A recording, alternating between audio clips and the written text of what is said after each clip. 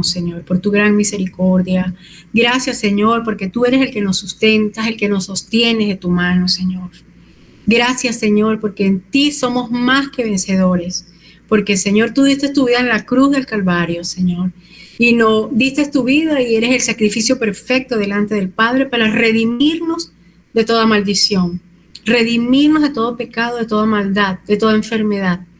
Por eso confiamos en ti, porque eres un Dios fiel y verdadero. Eres el Dios de nuestra vida, el Dios de nuestra salvación.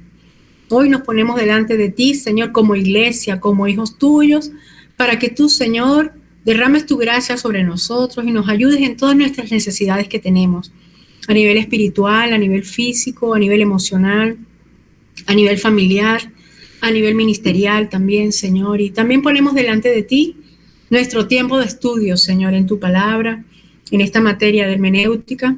Gracias porque nos has acompañado, Señor, hasta esta semana y nos seguirás acompañando hasta el final.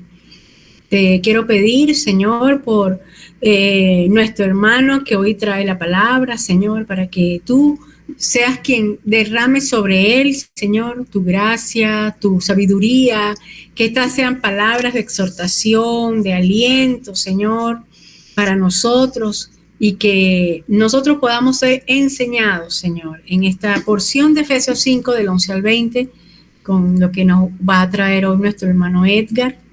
Usa su vida para que estas palabras nos traiga más crecimiento, más enseñanza y sobre todo más santidad, para que tu nombre sea reverenciado en todo lugar, en la iglesia, en nuestra vida, en el mundo. Te lo pedimos en el nombre de Cristo Jesús. Amén, amén. Bueno, Edgar, amén. Dios te bendiga. Adelante. Muy buenos días, buenas tardes, buenas noches. Amén, amén. Vamos a leer la palabra en Efesios 5 del 11 al 20. Como ya hemos venido viendo en la carta, de los Efesios, Pablo viene hablando en los pasajes anteriores de llevar una vida sana, correcta, a los ojos de Dios. Y aquí en este pasaje que vamos a leer, no es la excepción. Más bien sigue dando consejos y llamando a capítulos para no seguir desviados, sino andando en buena conducta para representar de la forma correcta a nuestro Dios. Y bueno, vamos a leer la palabra. Iniciamos en el versículo 11, dice: y no participéis en las obras infructuosas de las tinieblas, sino más bien reprendedlas. Porque vergonzoso es aún hablar de lo que ellos hacen en secreto. Mas todas las cosas, cuando son puestas en evidencia por la luz, son hechas manifiestas. Porque la luz es lo que manifiesta todo, por lo cual dice: despiértate tú que duermes y levántate de los muertos, y te alumbrará Cristo. Mirad pues con diligencia cómo andéis, no como necios, sino como sabios, aprovechando bien el tiempo, porque los días son malos. Por tanto, no seáis insensatos, sino entendidos de cuál sea la voluntad del Señor. No os embriaguéis con vino, en lo cual hay disolución. Antes bien, sed llenos del Espíritu, hablando entre vosotros con salmos, con himnos y cánticos espirituales, cantando y alabando al Señor en vuestros corazones, dando siempre gracias por todo al Dios y Padre en el nombre de nuestro Señor Jesucristo. Amén. En esta sección de la carta veo varios puntos que me llaman mi atención y quiero que compartamos esta tarde. El primer punto que me llama la atención lo visualizo en el versículo del 11 al 14 y yo lo llamaría como que una autoevaluación de mi vida. ¿Qué estoy haciendo día a día? ¿Qué comportamiento tengo ante cualquier circunstancia que pueda vivir? ¿Estoy dando un buen testimonio de Cristo en mi vida, en mi diario caminar? Pablo exhorta a los efesios y a la vez a nosotros a tener cuidado de no participar en cosas que sabemos que no están bien delante de los ojos del Señor. Cada uno de nosotros está en una batalla distinta. Y cada uno sabemos nuestras debilidades y es ahí donde el enemigo ataca. Por eso debemos estar atentos de no caer en ser partícipes de acciones que a Dios no le agraden. Más adelante, en estos versículos nos dice que esas cosas dan vergüenza con el simple hecho de nombrarlas y que siempre la luz hace visible todas esas cosas ocultas. Por tal motivo, si somos partícipes de ello, tarde o temprano llegará la luz y quedaremos expuestos en vergüenza como hijos de Dios. Entonces, Pablo hace ese énfasis de que no participen en las obras infructuosas de las tinieblas. Ya ustedes están conscientes, estamos conscientes de qué es lo que le agrada al Señor, qué es lo que se debe hacer, qué es lo que no se debe hacer. Y es allí donde este primer aspecto me llama como que a una autoevaluación para sentarme un momento en calma y analizar, ¿sí? Hacer como un selfie hacia lo más profundo de mi ser y ver cómo yo me estoy comportando en cada momento. Estoy practicando cosas que no debo practicar. Y examinarme ahí a fondo, ¿no? El segundo aspecto lo veo desde el versículo 15 al 17, que es pensar antes de actuar. Muchas veces nos metemos en situaciones por no pensar antes de hablar o actuar. Y esas mismas situaciones terminan en pecados por culpa de nosotros mismos al no buscar sabiduría de parte de Dios. La palabra en estos versículos nos llama a estar atentos, a ser diligentes, estar pilas de cómo andamos en nuestro vida. Por eso debemos tener siempre la cabeza en el cuerpo, los pies en el piso, bien plantados, para que podamos hacer lo correcto. Pablo nos insta a ser sabios y no actuar como necios. En otras versiones cambian la palabra necios por imprudente. Un imprudente o un necio anda en la vida sin pensar, sin analizar las cosas. En nuestro caso, la sabiduría proviene del Señor y debemos buscarla en Él para vivir de la forma correcta. Nos dice la palabra que aprovechemos el tiempo en cosas buenas porque los días son malos. Ahora me pregunto yo al leer esto, ¿estos días que estamos viviendo no están malos? Pues claro que sí. Andamos en unos tiempos de dificultad, de mucha sensibilidad con la gente, cualquier cosa, la gente se irrita, hay molestias, y entonces con más razón debemos ser astutos y sabios para aprovechar el tiempo en entender y hacer lo correcto en pro de lo que quiere que hagamos Jesucristo. Y el último aspecto es vivir para agradar a Dios. Es lo que me llama la atención del versículo 18 al 20. Estas palabras de Pablo las veo como un ejemplo de las cosas que nos alejan de Dios. En el versículo 18 inicia con no embriagarnos con vino porque hay disolución. En otra versión habla de libertinaje. Y sabemos que al no haber dominio propio del cuerpo hay pecado. Y esto nos aleja del Señor. Ahora, yo iría más allá y veo esto como una referencia a esas batallas que cada uno de nosotros vivimos día a día. Para unos puede ser embriagarse, para otros puede ser drogas, otro puede ser mentiras, pornografía, etc. Y todas esas cosas impuras que nos alejan de nuestro Señor. Pablo nos dice que en vez de llenarnos de esas cosas que traen vergüenza, más bien seamos llenos del Espíritu Santo. Y aquí todos sabemos los frutos que Él produce. Entonces debemos ser diligentes, trabajadores para cosechar esos hermosos frutos que a Dios le agradan. Y que como sus hijos debemos tener en nuestra vida. Y por último, dar gracias a Dios en todo, y en todo tiempo alabarlo con músicas, himnos, cánticos espirituales para darle siempre la gloria y honra que Él solo se merece. Amado Señor, te damos las gracias por tu palabra, te damos las gracias, Señor, porque cada palabra tuya que entra a nuestro ser no entra en vano, Señor. Tú tienes un propósito y cada palabra tuya tú la usas para transformarnos, para hablarnos a nuestras vidas y moldearnos a tu voluntad, Señor, a tu imagen y tu semejanza. Gracias por tu palabra, Señor. También quiero aprovechar el momento para entregarte la vida de la profe, de sus familiares, Señor, en esta situación, esta coyuntura que están pasando.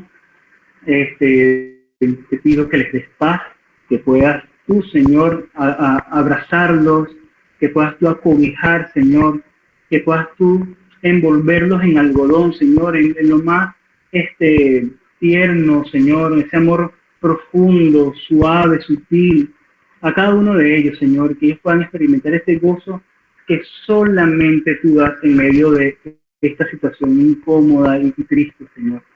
Pero a la vez también te damos la gloria, Señor, porque hay un hermano más que está allá contigo, viéndote cara a cara, Señor. Y ese no es nuestro anhelo, Señor, pues claro que sí.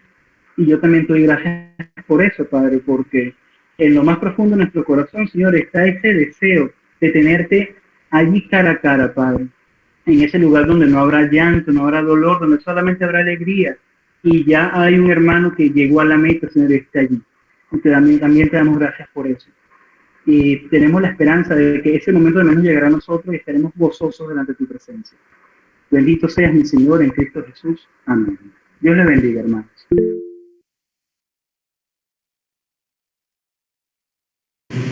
Amén. Amén, amén. Gloria a Dios. Amén, amén. Qué bueno.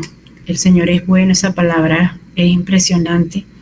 Cómo cala perfecto, perfecto con estos tiempos y particularmente con la situación que estamos viviendo ahorita. Puedo decir que es el Señor pues trayendo esta palabra para que nosotros estemos atentos, apercibidos en el tiempo que vivimos. Como dice acá, pues aprovechando bien el tiempo, porque todos los días son malos. Y eso significa que tenemos que tener mucho discernimiento de cómo vivimos, dónde estamos, porque la obra es del Señor. La obra del Señor es en nosotros y bueno, su palabra es perfecta, absolutamente perfecta. No hay nada que se le haya escapado a Dios y todo está allí. Está nuestro mapa de vida, nuestro mapa del futuro, nuestro mapa. Está ahí todito. Y demos gloria a Dios por eso, porque podemos ser testimonios de que el Señor vive, reina y que, como acaba de decir Edgar, lo que nosotros pasamos a la presencia de Dios es un privilegio, es una gracia de Dios entrar a la presencia de Dios cuando Él lo decide así. Y esa debe ser nuestra expectativa, ver este momento, este paso como una ganancia, como decía Pablo. No hay pérdida, es ganancia, porque para el Señor vivimos y para Él también morimos. Gloria a Dios. Que alguien estaba pidiendo una canción. Canta una canción. Yo le decía a Edgar, porque con esa voz tan bonita que tiene, ya eso terminaría de botarla de jonrón con esta canción que tan bonita que canta. Qué bueno. Bueno, Edgar, si quieres cantar una canción al Señor, bueno, gloria a Dios. Ok. Bueno, para la honra del Señor y su gloria, yo quiero cantar una canción. Se cantó este domingo en nuestra iglesia, y trata sobre ese momento de ya tenerle a él cara a cara, ¿no? Y es muy bonito, ¿no? Que dice: al estar en la presencia de tu divinidad, al contemplar la hermosura de tu santidad, mi espíritu se alegra en tu majestad. Te adoro a ti, te adoro a ti, cuando veo la pureza de tu dulce amor y compruebo la pureza de tu corazón. Mi espíritu se alegra en tu majestad, y al estar aquí delante de ti te adoraré. Postrado ante ti mi corazón te adora, Dios. y siempre quiero estar para adorar y contemplar tu santidad. Te adoro a ti, Señor, te adoro a ti. Gloria a Dios. Te adoramos Gloria a a ti, Señor Jesús. Bendito seas. Amén, amén. Gracias, Edgar. Se bendiga.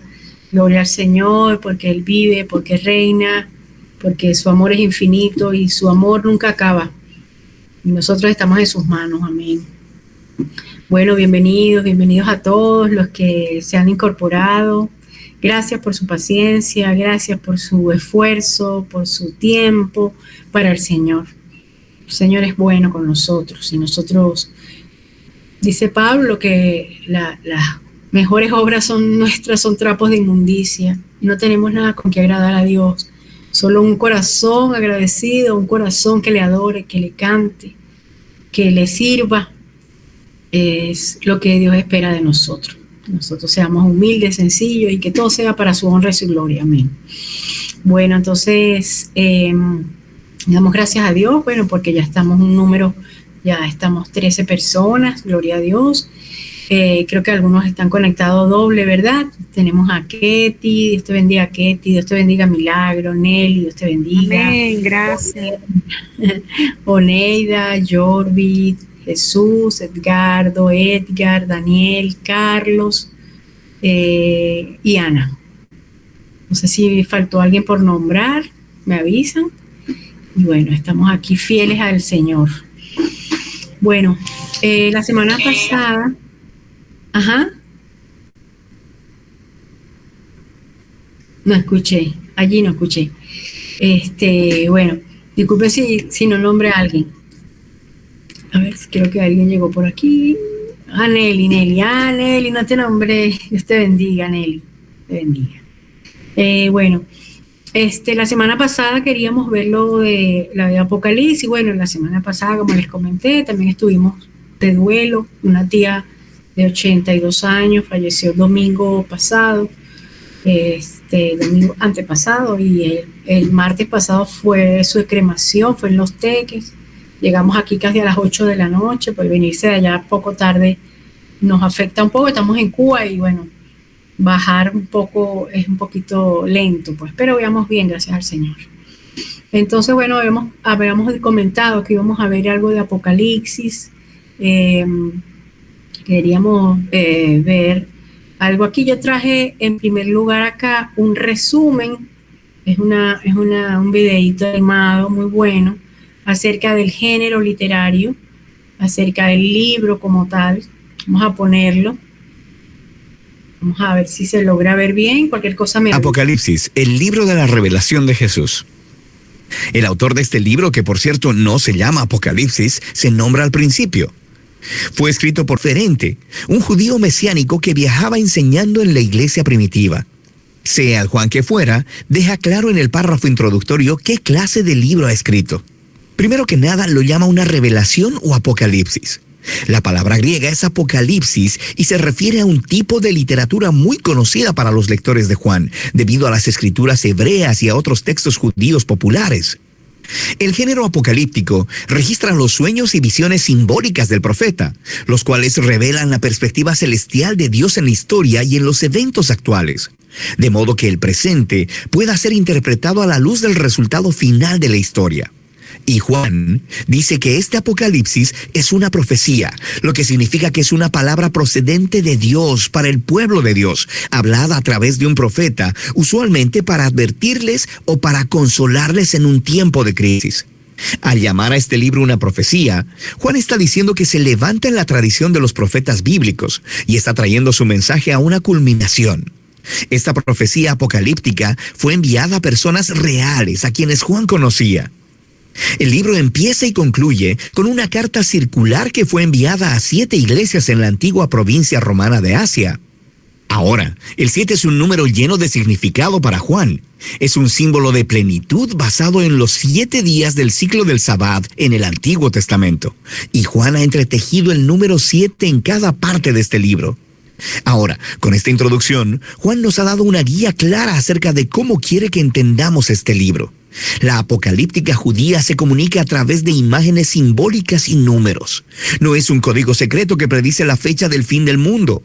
Más bien, Juan está usando constantemente estos símbolos extraídos del Antiguo Testamento y espera que sus lectores vayan y descubran lo que significan estos símbolos al buscar los textos a los que están aludiendo. Además, el hecho de que es una carta significa que Juan en realidad está abordando la situación de estas iglesias del primer siglo. Así que, aunque este libro tiene mucho que decir a los cristianos de generaciones posteriores, el mensaje de este libro debe primero ser anclado en el contexto histórico del tiempo, lugar y audiencia de Juan, lo cual nos lleva a la primera sección del libro, el mensaje de Jesús a las 7 iglesias. Juan estaba exiliado en la isla de Patmos y vio una visión de Jesús resucitado y exaltado como el Rey del mundo y quien estaba de pie entre 7 candeleros. Y se le dice a Juan que este es un símbolo de las 7 iglesias en Asia Menor, el cual ha sido adaptado del libro del profeta Zacarías. Jesús empieza a abordar los problemas específicos que cada iglesia enfrenta. Algunas eran apáticas por su prosperidad y su influencia. Otras estaban moralmente corrompidas. Sus miembros todavía estaban comiendo comidas provenientes de rituales paganos y teniendo sexo casual en los templos paganos. Pero en otras de las iglesias, sus miembros permanecieron fieles a Jesús y estaban sufriendo acoso y hasta persecución violenta. Y Jesús advierte que las cosas se van a poner peores. Una tribulación que viene sobre las iglesias y las obligará a elegir entre la transigencia o la fidelidad. Para el tiempo de Juan, el asesinato de cristianos por parte del emperador romano Nerón ya había pasado y probablemente estaba en marcha la persecución por parte del emperador Domiciano. Así que la tentación era negar a Jesús, ya sea para evitar la persecución o simplemente para unirse al espíritu de la época romana. Jesús les llama a la fidelidad para que ellos puedan vencer o literalmente conquistar. Y Jesús promete una recompensa para todos los que se mantengan fieles en esas iglesias. Cada recompensa se extrae directamente de la visión final del libro sobre el matrimonio del cielo y la tierra. Así que esta sección inicial establece la tensión principal de la narrativa que guiará el desarrollo de la historia en este libro. ¿Permanecerá el pueblo de Jesús? ¿Heredarán el nuevo mundo que Dios tiene preparado? ¿Y por qué la fidelidad a Jesús se describe como una conquista? El resto del libro es la respuesta de Juan a estas preguntas. Después de esto, Juan tiene una visión del trono celestial de Dios y la describe con imágenes extraídas de muchos profetas del Antiguo Testamento. Alrededor de Dios hay criaturas y ancianos que representan a toda la creación y a las naciones humanas. Y estos le están rindiendo honor y lealtad al único Dios, creador verdadero, quien es santo, santo, santo. En la mano de Dios está un rollo cerrado con 7 sellos de cera. Simboliza el mensaje de los profetas del Antiguo Testamento y el rollo sellado de las visiones de Daniel. Estos tratan sobre cómo el reino de Dios se manifestará completamente, tanto en la tierra como en el cielo. Pero sucede que nadie es que abrir el rollo hasta que Juan escucha de alguien que sí puede. El león de la tribu de Judá y la raíz de David. Él puede abrirlo. Estas son descripciones clásicas del rey mesiánico en el Antiguo Testamento, quien traería el reino de Dios a través de conquistas militares. Ahora, eso es lo que Juan escucha, pero luego, cuando se voltea a ver, lo que ve no es un rey león agresivo, sino un cordero sacrificado y ensangrentado, y quien está vivo, parado y listo para abrir el rollo. Ahora, el símbolo de Jesús como un cordero inmolado es de importancia crucial para entender el libro.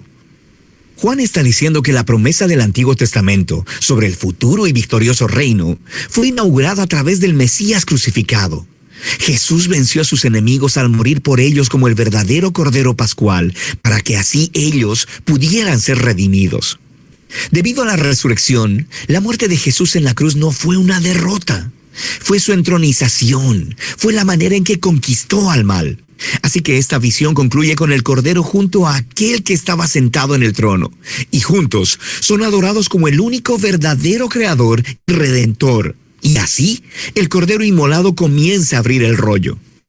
Este es un símbolo de su autoridad divina para llevar a su conclusión la historia humana. Lo que nos lleva a la siguiente sección del libro, los 3 ciclos de 7. 7 sellos, 7 trompetas y 7 copas. Y cada ciclo ilustra el reino de Dios viniendo en justicia a la tierra, así como existe en el cielo. Ahora, algunas personas piensan que los 3 grupos de 7 juicios divinos representan una literal secuencia lineal de eventos que ya sucedieron en el pasado, podrían estar sucediendo ahora o que sucederán en el futuro cuando Jesús regrese. Pero nota cómo Juan ha entretejido juntos todos los grupos de 7 para que las últimas 7 copas salgan de la 7ª trompeta y del 7º sello, y cómo las 7 trompetas emergieron del 7º sello. Son como una muñeca rusa. Cada 7º elemento contiene a los siguientes 7. También nota cómo cada una de las series de 7 culminan en el juicio final y tienen conclusiones correspondientes con cada serie. Así que es lo más probable que Juan esté usando cada grupo de 7 para representar desde 3 perspectivas diferentes el mismo periodo de tiempo entre la resurrección y el futuro regreso de Jesús. De manera que el Cordero Inmolado empieza a abrir los primeros 4 sellos del rollo. Y Juan ve 4 jinetes. Es una imagen inspirada del libro de Zacarías, capítulo 1. Y ellos simbolizan tiempos de guerra, conquista, hambruna y muerte. En otras palabras, un trágico día promedio en la historia humana. Luego, el 5º sello representa a los mártires cristianos asesinados delante del trono celestial de Dios y cómo el clamor de su sangre inocente se eleva delante de Dios, como el humo desde el altar del incienso. Y se les dice que reposen porque todavía más cristianos van a morir. No se nos dice por qué, pero se nos dice que no durará para siempre. El 6º sello es la respuesta final de Dios a su clamor. Él trae el gran día del Señor descrito en Isaías y Joel. La gente de la tierra claman, ¿quién podrá mantenerse en pie? Y de repente, Juan detiene la acción con un intermedio para responder esa pregunta. Juan ve un ángel con una sortija de sello viniendo a poner una marca de protección sobre los siervos de Dios, quienes están soportando todas estas dificultades, y escucha que el número de los que fueron sellados es 144,000. Es un censo militar como el que está en el libro de Números, capítulo 1. Hay 12,000 de cada una de las 12 tribus de Israel. Ahora, pon atención. El número de este ejército es lo que Juan escuchó, así como escuchó acerca del vencedor león de Judá. Pero en ambos casos, lo que él vio cuando se volteó a ver fue el sorprendente cumplimiento de esas imágenes militares en Jesús, el Cordero Inmolado. Así que cuando él mira este mesiánico ejército del reino de Dios, está formado de personas de todas las naciones, cumpliendo así la antigua promesa de Dios a Abraham. Este ejército multiétnico del Cordero puede sostenerse delante de Dios porque han sido redimidos por la sangre del Cordero y ahora son llamados a conquistar, no matando a sus enemigos, sino sufriendo y dando testimonio, justo como el Cordero. Después de esto, el 7º y último sello se rompe. Pero antes de que el rollo sea abierto, las 7 trompetas de advertencia emergen y fuego es tomado del altar del incienso. Este simboliza el clamor de los mártires y su derrame sobre la tierra trae la realización del día del Señor. Ahora, con las 7 trompetas, Juan da un paso atrás y cuenta de nuevo la historia. Esta vez con imágenes de la historia del Éxodo. Así que los primeros 5 sonidos de trompeta reproducen las plagas enviadas sobre Egipto. Luego, la 6ª trompeta libera a los 4 jinetes que vinieron de los primeros 4 sellos. Pero luego Juan nos dice que a pesar de todas estas plagas, las naciones no se arrepintieron, justo como el faraón no lo hizo en la historia del Éxodo. De manera que parece que el juicio de Dios por sí solo no traerá a las personas a un arrepentimiento humilde delante de él. Entonces Juan detiene una vez más la acción con otro intermedio. Un ángel le trae el rollo sin sello, el cual fue abierto por el Cordero. Y tal como a Ezequiel, se le dice a Juan que se coma el rollo y que proclame su mensaje a las naciones. Finalmente, el rollo del Cordero es abierto y ahora descubriremos cómo el reino de Dios vendrá a la tierra. El contenido del rollo se describe en 2 visiones simbólicas.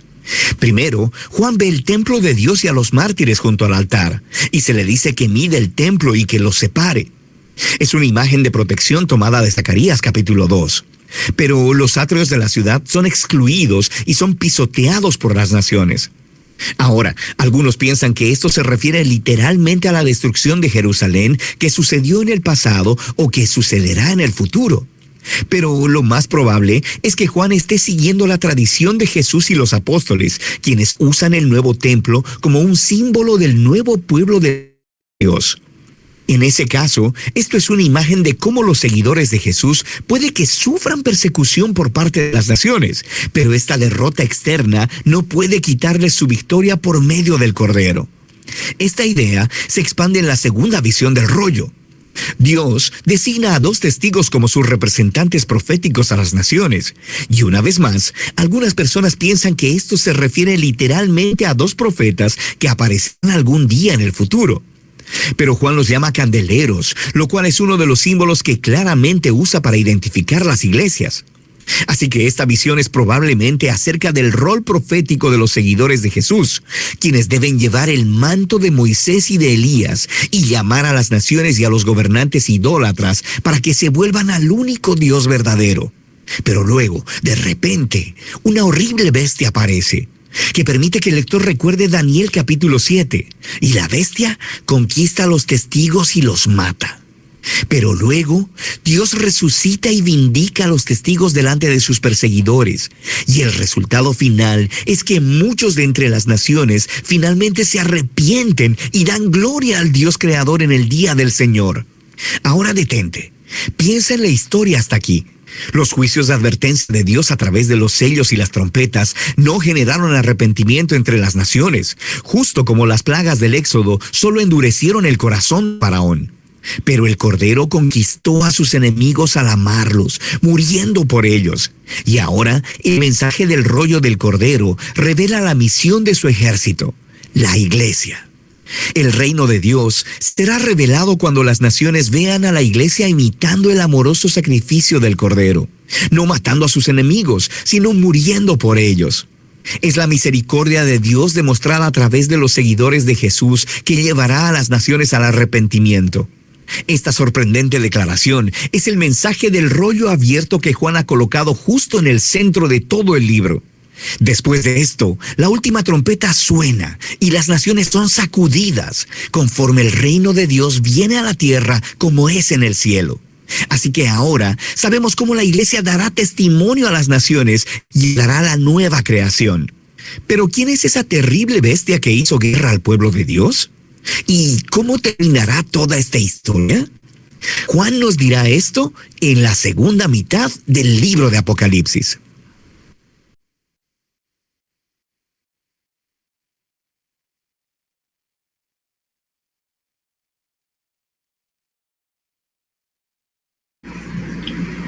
¿Qué les pareció? Un poco rápido. Lo iba a colocar un poco más lento, pero porque yo siento que es muy interesante y es también como una especie de lenguaje muy, muy técnico en el sentido de todo lo que está diciendo y son cosas muy nuevas, pues. Lo iba a poner un poco más lento, pero después, después dije, bueno, eso también ayuda cuando se habla un poquito rápido para uno, porque duró bastante, duró 14:47, casi 15 minutos, duró bastante. Entonces, bueno, esto es una manera también de uno poder recibir como un resumen del libro, del género, de la parte contextual a nivel histórico, espiritual y la representación de muchas cosas que hay allí en el libro.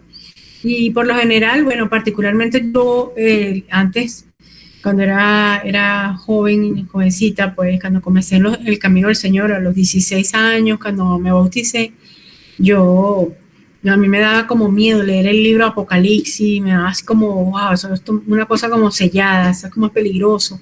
Y tenía esa idea, pues, fue en el seminario cuando comencé a comprender la literatura, el género, comencé a leer bien con otra mentalidad y con otra, digamos, expectativa, o una expectativa diferente desde el punto de vista espiritual de lo que es el libro, que no es un libro que nos tiene que dar miedo, no tiene que asustarnos, es un libro más bien que habla, como dice el título de la presentación de los autores, imágenes de juicio y esperanza.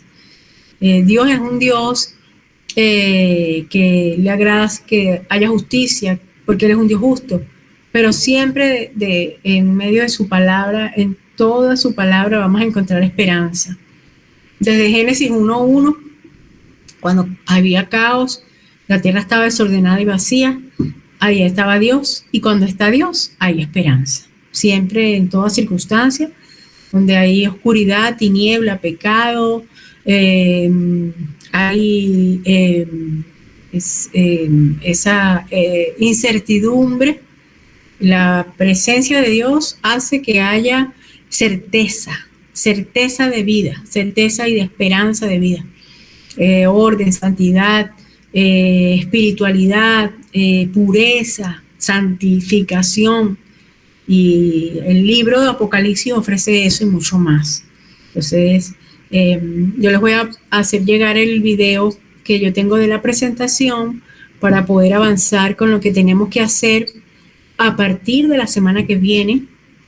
Vamos a compartir ahorita unas imágenes acerca de cómo nosotros vamos a hacer la monografía. La semana antepasada, ya yo había colocado, en semana 16, ya yo había colocado cómo nosotros vamos a hacer el trabajo final. Nosotros hemos venido trabajando por secciones, ¿verdad? 5 secciones del trabajo, y nosotros debemos presentar una monografía que viene a ser como un resumen de las 5 partes. Eso está en semana, a partir de semana 16, lo estoy buscando acá para ya, yo sé que semana 16, no, semana 17, que yo lo había colocado ya. Entonces, había colocado cómo hacer la monografía, y hay un documento aquí, un archivo muy sencillo acerca de cómo nosotros debemos hacer la monografía. Yo lo voy a compartir. Aquí está, explicación de la monografía. Algunos de ustedes, bueno, para la gloria de Dios, están ya avanzados con sus 5 partes. Lograron hacer la parte 1, que era el inicio, pues, de cómo nosotros abordar el pasaje desde el punto de vista de los contextos anterior y posterior, no mencionar al género, ¿okay? Luego la parte, esa es la 1 y 2. Después la parte 3, que era ya la descripción de cada uno de los contextos, también un poco más larga, más densa, pero en su mayoría han logrado hacerla muy bien.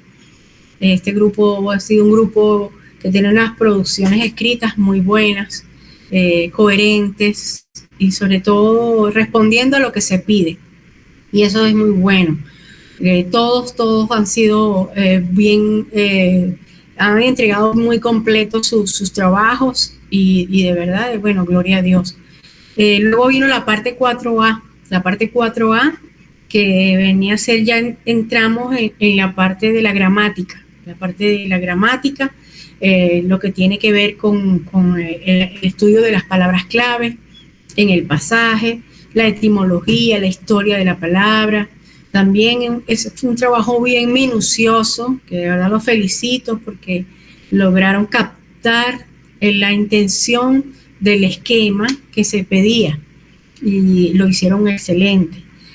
Luego, y después de esas 2 palabras que ustedes trabajaron, hicieron la parte 4B, que también he sido gratamente bendecida con sus trabajos, con las cosas que han visto que yo no las había visto. De verdad he sido bendecida con eso. De verdad no ha sido tanto sorpresa, sino bendición de parte de Dios para mi vida con los trabajos. Porque cuando yo selecciono los pasajes, de repente no puedo pensar, aquí está esto, o sea, no puedo pensar, y este grupo es un grupo grande, y yo tenía todas las citas. Después, cuando vi que el grupo era más de 10 personas, busqué más citas, y bueno, fue el Señor guiando, y fueron citas cortas, y me he sorprendido del Señor, de verdad bendecida, de que he visto tantas cosas en esos pasajes que ustedes han descubierto, y lo han hecho con mucho cuidado, han sido bien detallistas y eso ha sido una bendición de verdad. Eso es parte 4B con todas las figuras que vimos, hasta simbología y tipología. Y bueno, ya la parte 5, como ustedes vieron, la parte 5 ya era la parte de reflexión, donde ya podíamos observar todo lo que habíamos hecho y comenzar a describir un poco con nuestras palabras, también acudiendo a la fuente, a lo que habíamos, es como decir qué significa todo lo que has hecho. Es la parte 5. ¿Qué significa? ¿Cómo comprendes o cómo explicas lo que has comprendido, lo que has leído, lo que has hecho? Entonces esa parte 5 también, en las que he leído ya han sido varias, también muy buenas, excelentes, y bueno, entonces esta parte 5 viene a cerrar las 5 secciones de esta investigación. Entonces, ¿qué nos toca ahora? Nosotros tenemos 2 trabajos para cerrar el semestre de esta materia. Tenemos que hacer una monografía, no es que van a hacer algo nuevo. La monografía viene a ser el trabajo como lo dice allí. Este trabajo viene a significar una recopilación o una consolidación de lo que ustedes ya han hecho a lo largo del semestre, ¿ok? Entonces, ¿cómo se elabora? No es algo nuevo que van a empezar desde cero, no. La monografía se elabora tomando como base el trabajo que ya han venido haciendo, con las 5 partes, ¿ok? Hay que convertir en esas 5 partes separadas en una unidad. En otras palabras, se trata de una recopilación. ¿Okay? La extensión del trabajo, el mínimo 8 páginas hasta 12 páginas, va a depender de su habilidad para ser coherentes, sencillos, que haya cohesión en el trabajo, lo que vayan a presentar. No es pegar, meter, no es un rompecabezas y meter las cosas que hacen como yo veo, sino que la coherencia es más de pensamiento, de argumento y el orden lógico que debe tener ese tipo de trabajo. Como una recopilación, la idea es captar lo que se pide aquí. Entonces, por eso ponemos acá que son máximo 12 páginas, sin incluir las páginas preliminares ni las referencias bibliográficas, ¿ok? Debemos hacerla más o menos, dice allí, máximo 12 páginas y tiene un valor de 3 puntos y la exposición vale 2 puntos, ¿ok? Bueno, entonces, ¿qué vamos a evaluar de la monografía? Fíjense algo, cuando ustedes vean esto es algo súper sencillo, súper rápido. Yo creo que en una semana máximo, sí, 12 días pueden hacerlo. Por eso esta monografía la vamos a entregar para la semana 20, después de las exposiciones. O sea, ¿qué aspiro yo? Que la semana que viene comencemos las exposiciones de algunos de ustedes que ya tienen sus 5 partes listas y van a montar la exposición. La explicación de cómo hacer la exposición la vamos a ver después de esto, ¿ok? Primero vamos a ver cómo hacemos esa recopilación de la monografía. El contenido. La estructura del trabajo son 6 secciones, que son introducción, contexto, autor, género, trasfondo histórico-cultural, lenguaje y gramática. Ahí están las conclusiones. Ahí vamos a tener un modelo de cómo hacerla. Ya eso está publicado en Classroom hace tiempo. La parte del título, la tabla de contenido, referencias bibliográficas, eso no se cuenta, ¿ok? En este punto se incluyen las fuentes de las que se extrajo la información. Por supuesto, como ustedes lo han venido haciendo, vamos a reportar las fuentes al final, si es tipo Chicago o si es normas APA en el desarrollo del trabajo, ¿verdad?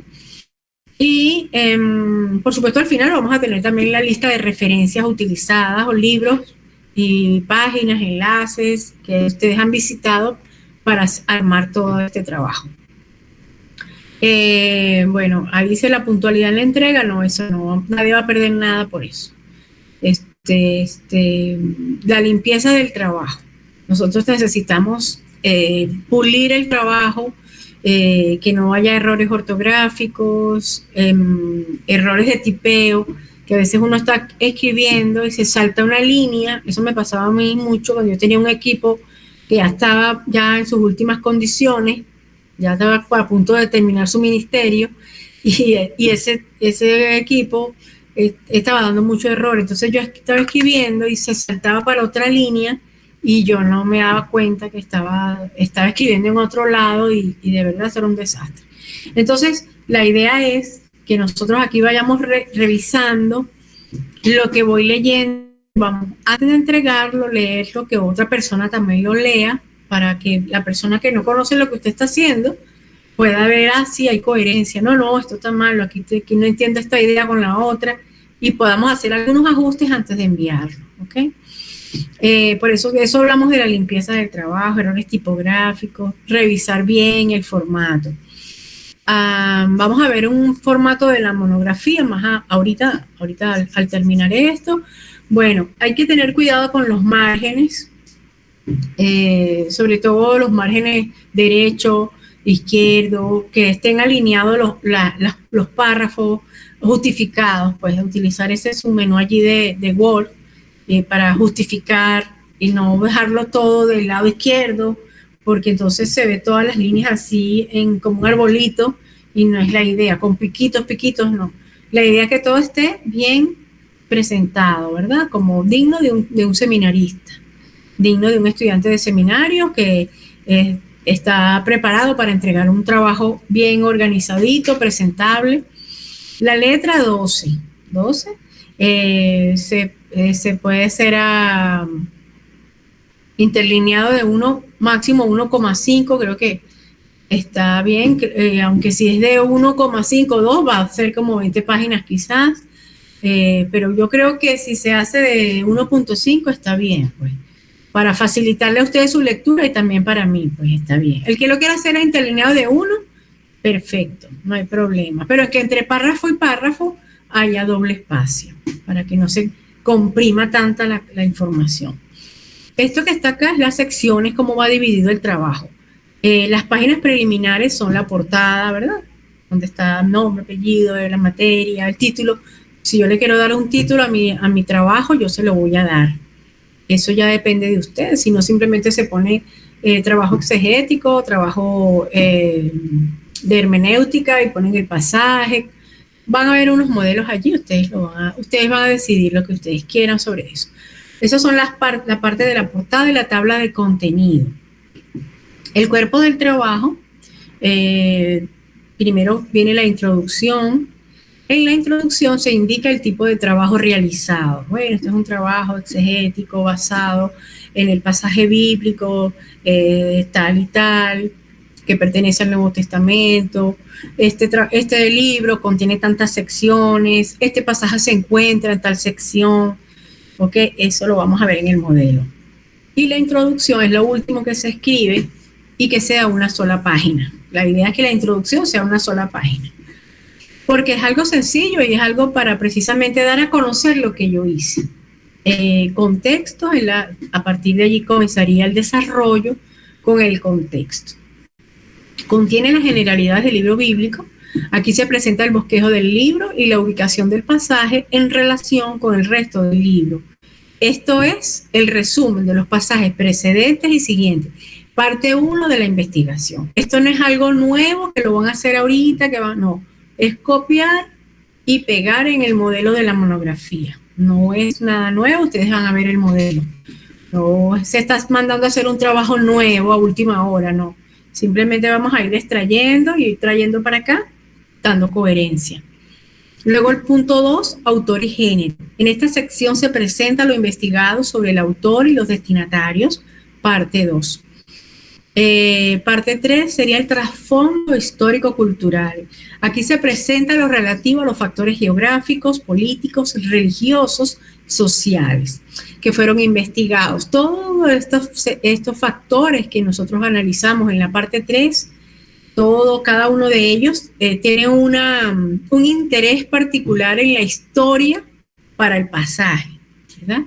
Entonces nosotros vamos a ir colocando aspectos muy relevantes de cada uno de ellos, de una forma bien sucinta, bien concreta, sin extensión. ¿Okay? Máximo, aquí vamos a ver que en el ejemplo creo que máximo de esta parte son como 2 paginitas más o menos. Luego la parte de lenguaje y gramática, vamos a presentar el estudio de las 2 palabras seleccionadas y el resto del estudio gramatical. Lenguaje figurado, paralelismo, mandatos, palabras de enlaces importantes, sobre la parte 4A y 4B. Esta parte también en el modelo de la monografía vamos a ver cómo se puede presentar. Y luego las conclusiones. Esta última sección contiene el significado original del pasaje, lo relativo al significado canónico, su contexto global de la Biblia y la influencia del género literario, semejanzas y diferencias con nuestra cultura y aplicación actual. Por último, las referencias bibliográficas. Acá hay que colocar un listado en orden alfabético de las obras utilizadas para la elaboración del trabajo. ¿Okay? Bueno, luego aquí se termina esta parte, pero vamos a ver de inmediato, vamos a ver el modelo de la monografía, ¿verdad? Que lo tenemos aquí. Eso está en la semana 17. Voy a compartir aquí para que vean dónde se encuentra. En semana 17 tenemos esto es lo que vamos a compartir ahorita, la exposición, pero aquí tenemos este archivo que lo acabamos de ver ahorita, y este es el modelo de la monografía que lo vamos a ver ahorita. ¿Cómo hacemos la monografía? Aquí está el modelo bien sencillito. Creo que tiene 14 páginas, lo que veo por aquí, que dice 14. Vamos a ir pasándola acá para que no me vaya a pasar lo que a veces me ocurre, que se me va para el otro lado. Modelo, que está. En este caso, recuerden que hemos trabajado el modelo de toda esta investigación con el pasaje de Romanos 12, 1 y 2. Entonces, en este caso se le colocó un título, llamados a ser sacrificios vivos. Es un título tomado de la misma palabra, del mismo pasaje, y eso es opcional. Yo puedo poner simplemente exégesis de Romanos 12, 1, 2, no le pongo título, no le quiero poner título, no le pones título. El que le quiere poner un título, se siente inspirado, es válido, ese es su trabajo. Y usted le quiere poner un título, es válido. ¿Okay? Bueno, entonces ahí están los datos de la persona que hace el trabajo, la fecha, ¿ok? Y aquí vemos la tabla de contenido. Vemos la introducción, el contexto, número 2, número 3, autor y género, número 4, trasfondo histórico-cultural, lenguaje y gramática, conclusiones y referencias. Lo que yo acabo de leer, creo que no hablé me pasé lo de autor y género, pero en este modelo se contempla algo muy, muy, muy, muy breve del autor del libro. ¿Okay? Aquí podemos ver, como estábamos explicando, cómo allí se presenta en la introducción.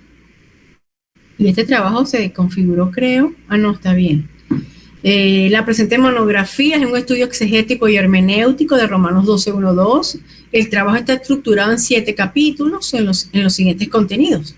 En el primer capítulo se desarrolla lo relativo al contexto textual del pasaje. Ahí están hablando de la monografía que se va a presentar. El libro de Romanos se divide en 2 secciones, una doctrinal, otra práctica. Entonces, ahí se comienza a explicar un poco el libro, en este caso Romanos, en el ejemplo, ¿verdad?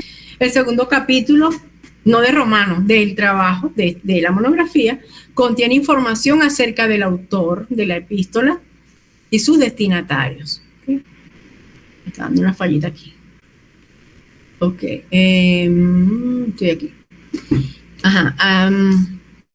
Se hace referencia a la relación que existía entre Pablo y la iglesia en Roma y cómo esta relación influye en la interpretación de la epístola. El capítulo siguiente expone lo que tiene que ver con el contexto histórico-cultural. Se habla de la paz romana y de la vida cosmopolita de Roma, y también se presenta una descripción breve de la vida religiosa de Roma. Bueno, ahí vemos todo eso. Después dice la introducción, después de haber desarrollado el tema del contexto, se presenta el estudio de 2 palabras clave, sacrificio, transformarse. Entonces, ahí se explica todo lo que se hizo en ese pedacito. El último capítulo de la monografía contiene un resumen del significado original del texto, un breve desarrollo del contexto global de la Biblia y aplicación al cristiano actual.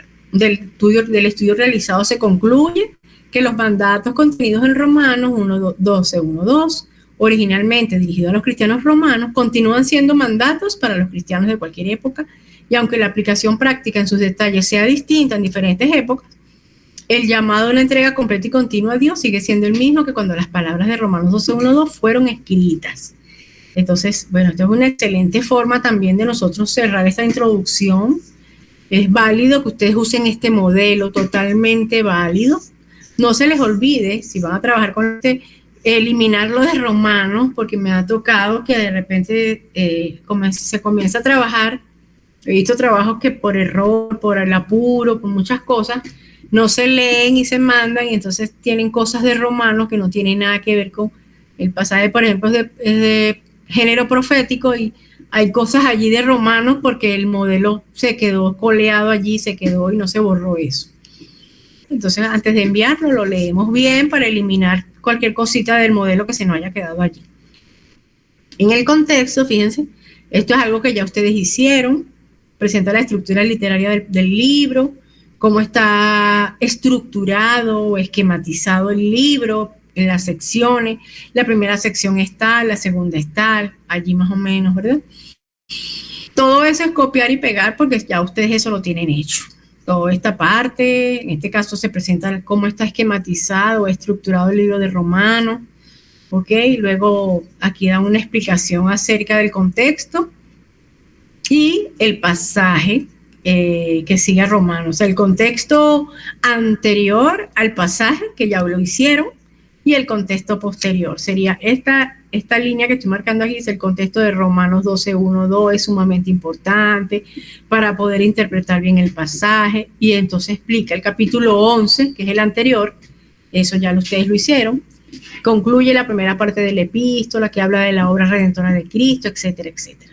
Y el pasaje que sigue a Romanos 12:1-2 dice mucho de la vida cristiana. Ese fue un trabajo que ustedes hicieron, recuerden, en el punto 1:2. Contexto anterior y contexto posterior a mi pasaje. Luego acá se presenta información acerca del autor y del género. ¿Quién escribió el libro que a ustedes les tocó? Eso ya lo hicieron también. Es ir resumir, es ir trayendo de allá para acá, es ir resumiendo, ¿verdad?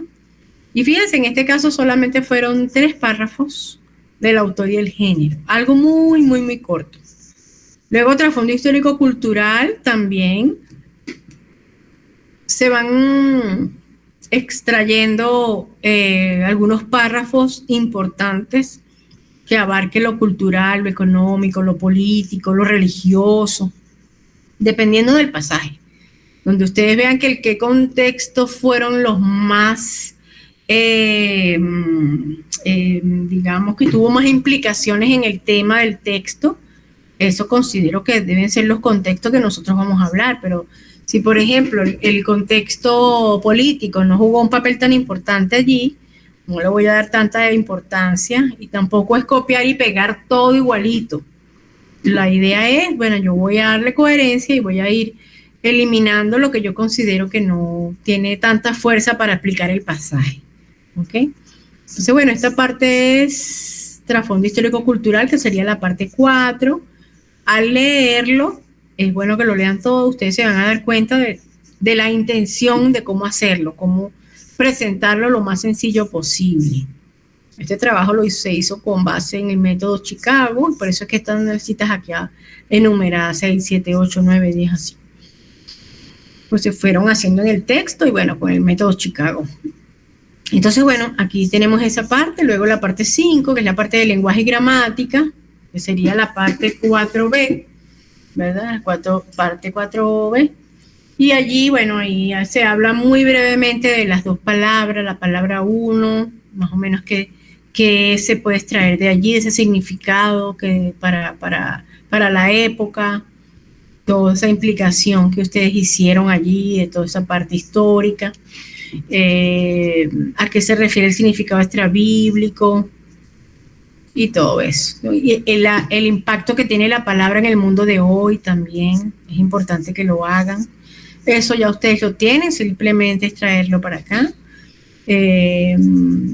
Luego también la otra palabra, que es la palabra transformados, y también se hace una reseña allí cortica de la palabra, la segunda palabra, y toda la explicación que tiene que ver con esa parte, ¿ok? Muy someramente allí, no van a traer el esquema igualito para acá, sino guiándonos por el modelo, vamos a ver qué cosas es importante que yo refiera en la monografía. Eso va a depender del estilo de ustedes, eso no es algo que yo pueda imponer, el modelo está allí, es una guía, no es obligatorio hacerlo así, es obligatorio, claro, respetar el esquema, pero no la forma de cómo voy a decir las cosas, porque cada quien va a tener su estilo, pues. Hay quienes son más sencillos, más directos, les gusta ser más concretos. Bueno, habemos otros que nos gusta extendernos y así como que ser bien detallistas y hablamos mucho a veces, pues. Entonces, bueno, eso va a depender de cada quien el estilo, pero vamos a tratar de que, bueno, no, tampoco sea algo de 20 páginas para que no nos ocupe tanto tiempo, pues. Bueno, las conclusiones al final. Piense que este trabajo está hecho un punto bajo otro. No es dejar una página y media, es decir, una página suelta y comenzar, no, eso va todo seguidito. Es así de sencillo. Conclusiones, fíjense, esta es la parte 5, conclusiones en la parte 6, y ahí está un resumen del trabajo. Aquí está, bueno, se resumió de esta manera. Esto viene siendo la parte 5, pues, para nosotros. Prácticamente. ¿Por qué? Porque en las conclusiones yo voy a ir así como perfilando lo que yo tengo, lo que yo hice, lo que yo encontré en mi estudio. Es como un resumen de todo lo que yo hice. Y al final las referencias. Fíjense que en esta parte de las conclusiones, ahí es importante cerrar con la aplicación. Un poco hacer mención a que cómo se pudo comprender el pasaje y sobre todo cómo pudimos llegar a esta interpretación del pasaje para ver cómo aplicamos, qué entendí del pasaje y cómo podemos aplicarlo a nuestra sociedad actual, a nuestra vida, a nuestra iglesia. Entonces, bueno, este modelo está bien sencillito, de verdad. Este modelo lo hizo la profesora Laura Smith. Bueno, eso siempre se ha mantenido desde que ella daba hermenéutica. Yo no la vi con ella en hermenéutica. Bueno, en ese momento yo no estudiaba en el seminario, pero la profesora Flor Manía, que ella es excelente profesora en hermenéutica, ella nos enseñó con este modelo y de verdad que es un modelo bien sencillo, bien práctico para nosotros presentar nuestra monografía sin mayores complicaciones. Luego las referencias es copiar y pegar porque también las tienen en sus trabajos a lo largo del semestre, todo lo que han hecho. Y así tenemos las 14 páginas, son 12 páginas de contenido, una de bibliografía, una de presentación, con tabla de contenido, exacto, para hacer las 14 páginas. Si alguien que ha leído esto tiene alguna pregunta, duda, comentario.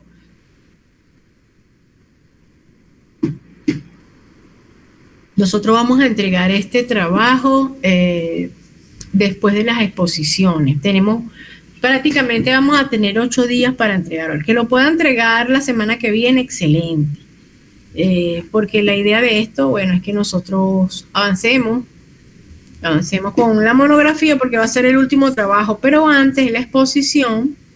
Y haciendo la exposición, yo creo que es una estrategia de la materia, que hacemos primero la exposición y después hacemos la monografía, porque la monografía ya sería el resumen.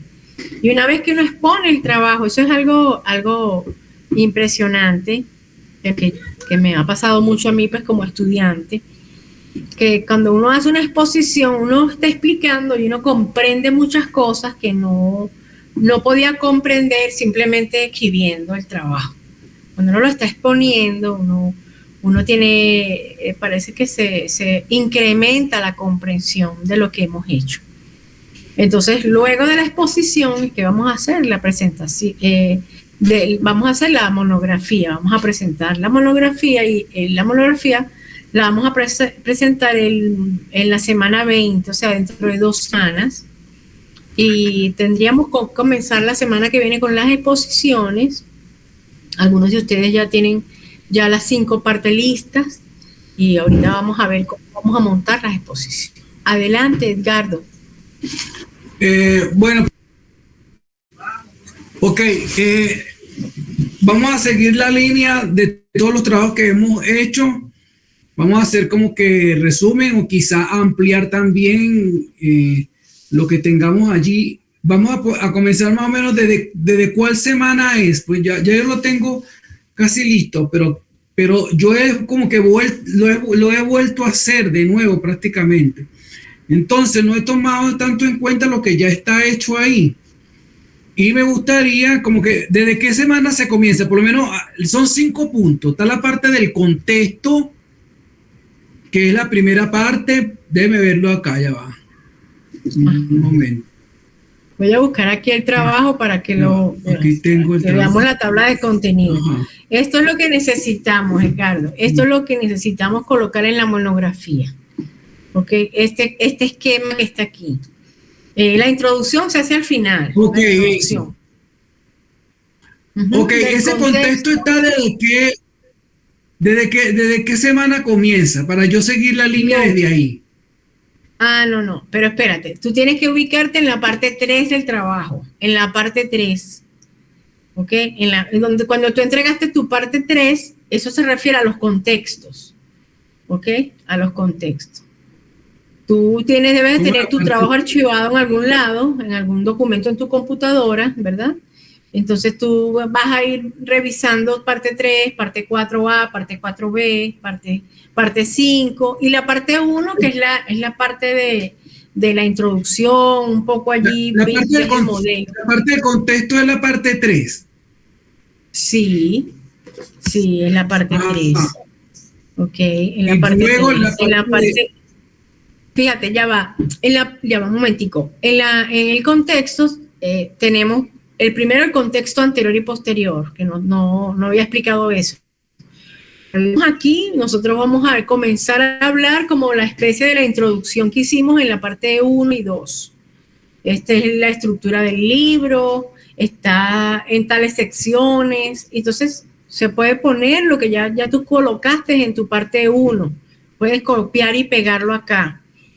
Entonces, cómo está estructurado el libro, dónde está tu pasaje, ¿ok?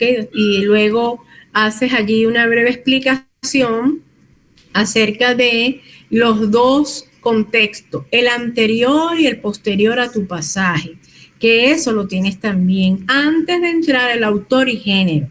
Todo eso lo vas a hacer en esta primera parte donde dice contexto. Cuando hablamos de contexto, hablamos del contexto anterior y el contexto posterior al pasaje. O sea, hablamos de un contexto general.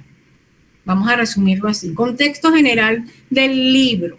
¿Cómo está estructurado el libro? ¿Cuántas secciones? Mire, profesora, mire, disculpe, yo por lo menos en ese caso, hablando del contexto directamente, yo puse primero el pasaje, ¿verdad? A mí me tocó Lucas 22, del 24 al 30. Yo explico el contexto de la última cena, todo eso lo expliqué ahí. Luego, al terminar eso, puse contexto que precede al texto principal, que es el que está antes de Lucas 22, 24, que es pasaje, Lucas 22. Que está antes de tu pasaje. Ahí yo explico también un párrafo eso. Y lo último que hice en esta parte del contexto fue el contexto que, primero el que precede y después el que sigue.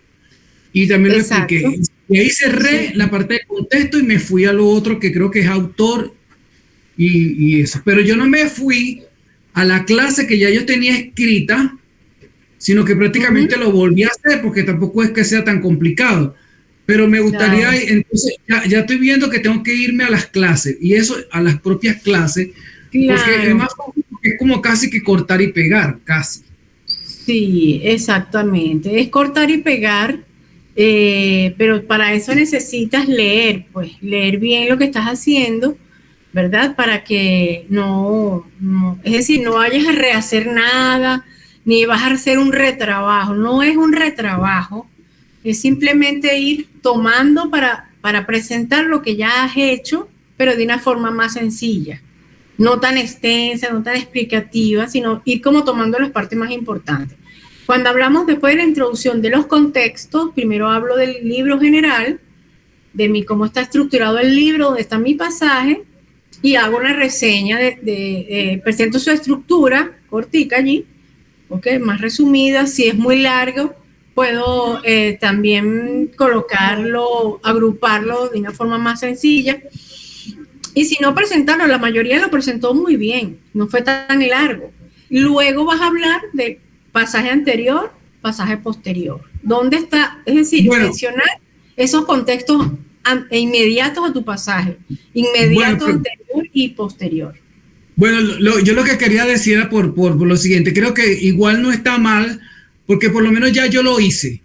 No me calqué tal cual de lo de antes, pero la esencia es lo mismo. Hablé de mi texto central, hablé del que precede y el que antecede y todo eso. Exactamente. Con otras palabras, prácticamente lo hice nuevo, pero no me va a... o sea, lo que hice anteriormente no priva ni daña lo que hice ahora, porque es lo mismo, pero con otras palabras. Claro. Usted lo que quiere es que no tengamos que, más bien, usted no está facilitando el trabajo para que no tengamos que rehacer todo. Pero ya yo lo hice así. Sí, ya está hecho. Lo que haremos es atraerlo, pero de forma más resumida. Es una recopilación, pues, ¿ok? No tiene por qué ser complicado, no tiene por qué ser enredado. Ahora sí les pido, los que les falta entregar las otras partes, que lo monten para poder llegar a la monografía. Es decir, la idea es que para llegar a la monografía pasemos por las 5 partes, ¿verdad? Entonces hay algunos que todavía les falta. Bueno, yo espero por ellos para que entreguen. Y bueno, al privado me pueden decir, ahorita vamos a ver cómo hacer las exposiciones. Al privado me pueden decir, yo quiero exponer la semana que viene, los que quieran me avisan al WhatsApp, y entonces yo sé que la semana que viene podemos comenzar con las exposiciones, porque cuando veamos el modelo de exposición, ustedes van a ver que ya hemos terminado las 5 partes, ya estoy lista para presentar. Entonces tendremos exposición la semana que viene y la siguiente también, ¿ok? Y el modelo de exposición, usted lo va a mostrar. Ya lo vamos a ver. Sí, ya lo vamos a ver. Ya lo vamos a ver. Bueno, no sé si alguien más quiere preguntar algo, comentar algo acerca de lo que es la monografía. Yo se los publiqué la semana pasada, creo, con esa intención, pues que lo pudieran revisar, que lo pudieran ojear allí, a ver, y si alguien tiene alguna duda, comentario acerca de lo que sería, acerca de lo que sería este trabajo de la monografía. ¿Ah? No veo manitas levantadas por allí. Ajá, Edgar, adelante. Profe, yo con la intervención de Edgardo quedé un poquito confundido. ¿Usted podría colocar nuevamente la tabla de contenido de la monografía y podría explicar, esto va de la parte 1 y la parte 2, esto es parte 3, esto es parte 4, o sea, porque de verdad que me quedé con dudas. Ok. Bueno, fíjense, la introducción es lo último que se hace, ¿ok? Por eso tienen ese documento que leímos al principio de cómo hacer la monografía. Entonces, resumo aquí rapidito. El contexto contiene lo que sería la identificación a nivel general del libro, ¿ok? Del libro, de su estructura, la estructura que tiene el libro, es decir, del capítulo 1 al capítulo 20 que contiene el libro. Ya eso ustedes lo hicieron, ¿recuerdan? Cuando comenzamos parte 1 y parte 2, eso ya ustedes lo hicieron. Eso va en contexto. Luego hicieron 2 párrafos de contexto, comentario del pasaje anterior a mi pasaje, lo hicieron también. Y los comentarios acerca del pasaje posterior, eso también lo hicieron. Eso va en el contexto. Eso va en el contexto. Eso es todo lo que va en el contexto. El comentario que ustedes tengan allí, también lo pueden. Ahí no vamos a hablar de aplicación, nada. Eso es, como ya vimos, es la parte final. Eso sería ya en conclusiones y las reflexiones, pues, ¿ok? Luego, autor y género. Y ustedes vieron en el modelo que vimos de Romano que creo que se utilizó un solo párrafo para describir brevemente el autor es no sé qué, algo muy, muy concretico. No son 10 párrafos, no es una biografía del autor, no. Y hacer un comentario del autor y hacer comentario del género literario. Hacer comentario. Hay muchos de ustedes que han hecho excelentes comentarios y descripciones acerca del género, de hasta de 2 páginas, es excelente. Pero para la monografía, creo que un párrafo es suficiente. Un párrafo del autor, un párrafo del género es suficiente, ¿ok? Fíjense que acá en este esquema, autor y género ocupa media página, porque el trasfondo histórico-cultural comienza en la misma página de autor y género, ¿ok? Entonces, autor un párrafo, género un párrafo, ¿ok? Trasfondo histórico-cultural, vamos a mencionar la parte 3, trasfondo histórico-cultural, es la parte 3 como tal, ¿ok? Vamos a describir allí la parte histórica, es decir, la parte política, social, religiosa, todo lo que más o menos, pero no tan extenso, un poquito de cada cosa, es como agregar un poquito de cada ingrediente y lo vamos hilando. En cuanto a la parte política, tal cosa. Hago mi referencia ahí 3 líneas. En cuanto a la parte social, esta era la situación, la parte económica, ¿okay? La parte religiosa, lo que más sea relevante para el pasaje, lo que más relevante sea para el pasaje. Ahí donde yo voy a hablar de trasfondo histórico-cultural, máximo 2 páginas. Luego la gramática, lenguaje y gramática, y vamos a ver parte 4A, y parte 4B, ahí lo vamos a colocar, en la, lenguaje y gramática. Conclusiones va a ser la parte 5, pero le vamos a dar una forma de conclusiones. Vamos a hacer un texto que sea forma de conclusiones. No es que voy a agarrar la parte 5 y la voy a meter toda ahí. No, le vamos a dar una forma y por eso está el modelo. ¿Cómo se va a hacer la parte 5? Y vamos a hablar un poco del pasaje a nivel global en el texto. Vamos a hablar de la interpretación del pasaje y su aplicación contemporánea. Es decir, la aplicación hoy en día para nuestro tiempo, para nuestra vida, nuestra iglesia, la sociedad, para el mundo. ¿Ok? Ahí vamos a hacer. Y al final las referencias. ¿Está así ya un poquito más claro o hace falta alguna otra cosita? ¿Sí me expliqué? De mi parte, perfecto, profe. Muchas gracias. Sí, a la orden. Perfecto. Chévere, esa era la idea, pues que es algo sencillo, es algo que ya ustedes lo han hecho. Pues lo que quiero decir es que no se vayan a preocupar, que voy a hacer un trabajo otra vez desde cero. No. Ustedes ya lo han hecho. Simplemente es ir agregando, dando forma a esto que se llama monografía, este tipo de texto. Entonces, bueno, ahora sí vamos si no hay más preguntas o comentarios acerca de la monografía, que quizás surjan cuando la estén montando, estaré a su disposición también para que me pregunten cualquier cuestión. De verdad que no voy a tener ningún problema para cualquier comentario o duda que tengan al momento de la monografía. ¿Ok? Eso lo vamos a entregar la última semana, que es la número 20. ¿Ok? Esta es la número 18. Bueno, por mi ausencia de la semana pasada, si hace falta una semana más, yo hablo en el seminario y extendemos una semana más para la entrega. ¿Ok? Podemos hacer eso también, no hay ningún problema porque son razones que ustedes las provocaron o las causaron. Fueron causadas por, voluntad de Dios. La voluntad de Dios que no se pudo esa vez pasada a dar clase. ¿Ok? Entonces, tenemos ya la aplicación de la monografía lista, que es esta que está acá. Recuerden revisar este archivo, cómo estamos, cómo vamos a hacer todo esto. Ok, aquí está todo lo que yo acabo de explicar ahorita en un minuto. Aquí está todo copiadito, todo incluso con mayúsculas allí, como para que se vea bien las secciones del trabajo, que contiene la introducción, que contiene los contextos. Fíjense que ahí lo dice, pues se presenta el bosquejo del libro y la ubicación del pasaje en relación con el resto del libro. Resumen de los pasajes precedentes y siguientes. Parte 1 de la investigación. ¿Ok? Autor y género, bueno, ahí es la parte 2. Un poquito de párrafo de autor, un párrafo de género. Parte 3, los aspectos geográficos, políticos, religiosos, sociales. Parte de lenguaje y gramática. Parte 4A, parte 4B. Y las conclusiones.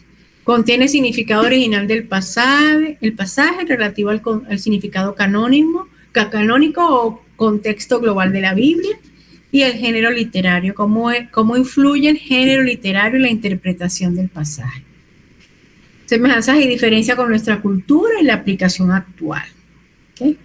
Y las referencias. Este es un archivo bien cortico, bien sencillo de la explicación de la monografía. Además, van a tener también allí, o lo tienen ya, el modelo de monografía basado en el ejemplo de Romanos 12, 1, 2. ¿Ok?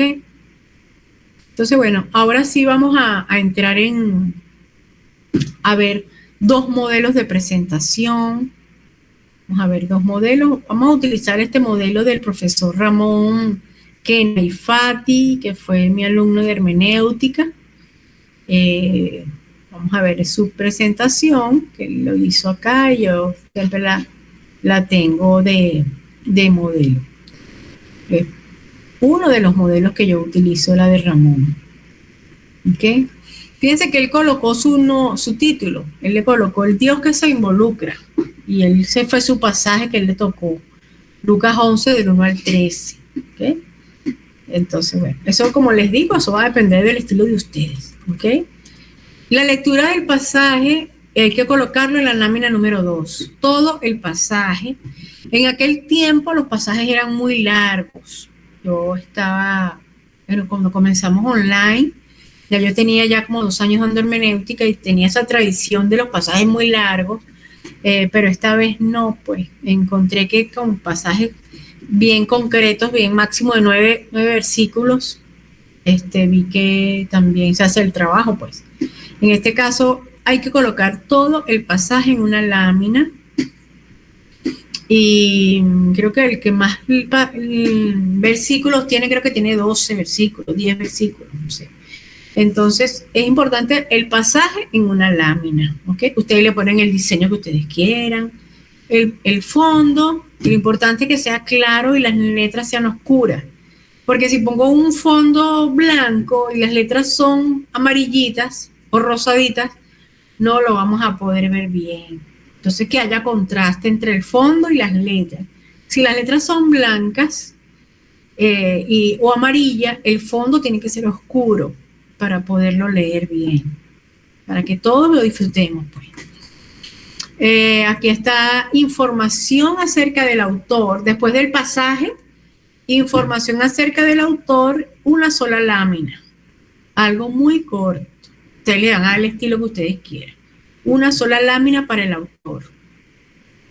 Del contexto literario, ahí voy a colocar la parte 1. Resumen del pasaje que precede al texto, ya lo hicieron. Y resumen del pasaje que prosigue al texto. Ya eso también lo hicieron. En una lámina vamos a colocar esa información, las dos cosas, ¿ok? Estamos hablando de los contextos inmediatos al pasaje, ¿verdad? Acá vamos a hablar del trasfondo histórico-cultural. En la exposición, que también hay una explicación de cómo hacer la exposición, se las voy a compartir. Voy a tomar un solo contexto, uno solo. No voy a hablar de todos, uno solo, el más importante, el que yo considero más relevante para efectos de la interpretación del pasaje. En este caso, el profesor Ramón, él tomó histórico-cultural y él lo explicó allí, puso una imagen y explicó más o menos allí la situación. porque cada uno de estos elementos lo pudo ayudar a él a comprender el pasaje. Entonces yo voy a tomar, si el aspecto político es el más relevante en mi pasaje, yo voy a tomar solo el contexto político. Si es el religioso, yo voy a tomar el religioso. Si es el social, donde se ventila la cuestión del estatus, las clases religiosas, etcétera, etcétera, yo voy a hablar de ese contexto. Para esto es una sola lámina. Para el trasfondo histórico-cultural, una sola lámina. ¿Okay? Palabra clave, una sola. De las dos que yo estudié, voy a tomar una sola palabra. La que yo creo, esta es la palabra para mí clave. De las dos, esta es la más relevante. Una palabra, una lámina. ¿Okay? El elemento gramatical, recuerden que esto tiene que ver con la parte el estudio de la parte 4B. Bueno, yo voy a tomar una sola parte. ¿Okay? En este caso, Ramón tomó el imperativo. Acá, en su exposición, él explicó allí esto y explicó su comprensión, cómo es su comprensión acerca del elemento gramatical, ¿okay? En su estilo. Si yo digo, bueno, yo quiero hablar de la oración condicional, hoy leí un trabajo excelente por WhatsApp, excelente ese trabajo, y me llamó tanto la atención lo de la parte condicional y de las otras figuras que también creo que eran símil, algo así, que me llamó mucho la atención. Bueno, yo puedo escoger el símil, o puedo escoger una oración condicional o una palabra de enlace. Yo voy a escoger el elemento gramatical que yo quiero. Ah, bueno, ahí había una metáfora. Yo escojo mi metáfora y la explico. Por ejemplo, hay una exageración en el pasaje. Yo voy a trabajar con la exageración en un solo punto. Si se trata de lenguaje figurado o si se trata de simbolismo, tipología, o si se trata de paralelismo, lo que tienen pasajes en poesía. ¿Ok? Yo quiero hablar del paralelismo sinónimo y voy a explicar mi paralelismo sinónimo. Y es un elemento gramatical, una sola página. Recurso literario también, pues, parte de esa parte 4B. En este caso, él utilizó el antitético, el paralelismo antitético. ¿Okay? O sea que para la parte gramatical podemos utilizar dos láminas. Una, donde vamos a utilizar algo muy particular de la parte gramatical. En este caso, Ramón utilizó el imperativo de presente.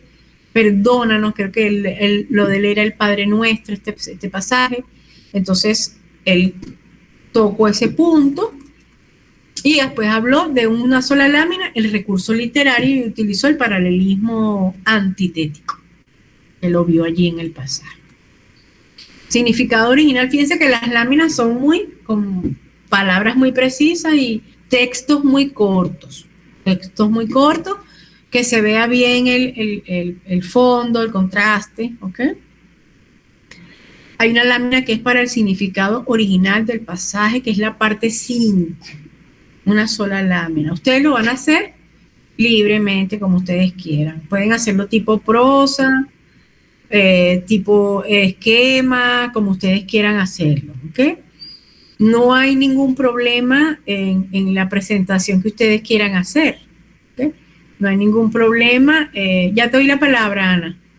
Ya te doy la palabra. Adelante, Ana.